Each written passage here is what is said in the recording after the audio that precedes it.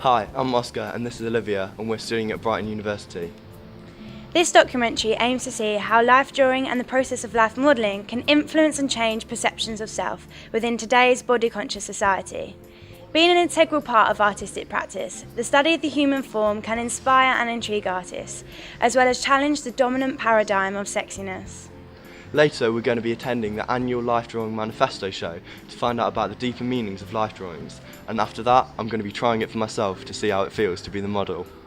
The first class I ever life modelled for, I wasn't actually meant to be life modelling, so I was there drawing but as a backup model, and the model didn't turn up, and so it was quite a surprise, which is probably a good thing because I didn't have too much time to worry about it, and because the class is set up sort of for there to be a nude person in front of a class full of people, it didn't feel that strange to kind of step into that role. My first class that I modelled for was quite a quiet one, so it wasn't too bad. The second one was the worst because there was a lot more people there, and that freaked me out at first. But as soon as I got into it, it was absolutely fine. Oh, the first time.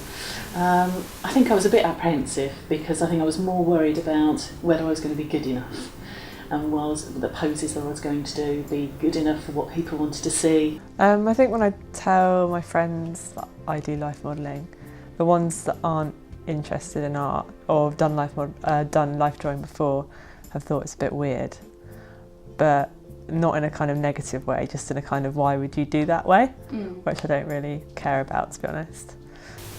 I think they think that one sort of nude modelling is perhaps younger girls and also people of a certain size.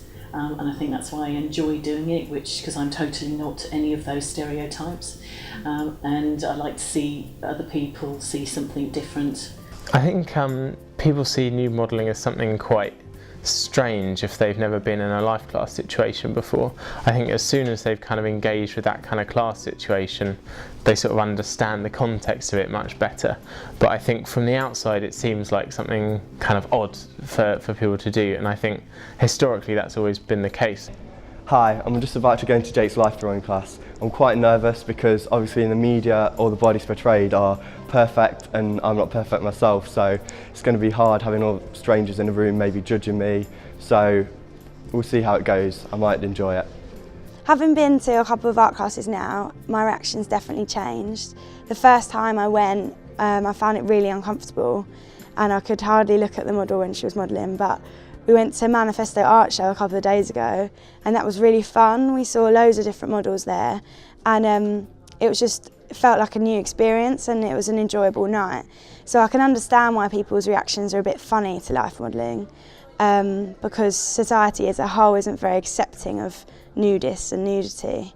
But once you've put yourself into it, I think it's kind of, your reactions change. Yeah, it was alright. I didn't mind having people drawing me and things, and I wasn't worrying about body image. The only thing was it was quite hard to hold the poses, but it was alright. It wasn't difficult. I enjoyed it. I have told several people, and if people ask me questions about it, I'll always ask them the same as my performances. I'll always tell them what I do and because I'm not ashamed of anything I do and I really enjoy it.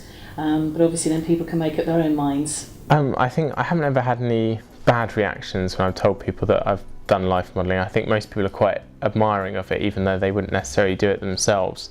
So sort of mixed reactions, but I think most people are quite positive about it and sort of think that it's potentially quite a brave thing to do as well. So generally all positive responses. It was actually my mum that got me my first life modelling job.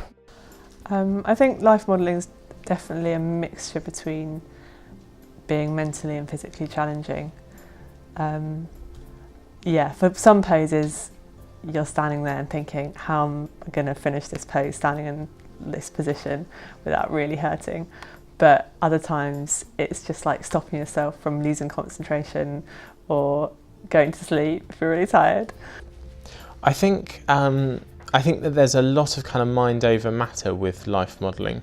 You're having to kind of go through a certain amount of kind of discomfort to hold a pose, and so you've got to kind of click into a particular state of mind where you can sort of remain quite still and quite focused, but at the same time not be kind of overthinking what you're doing.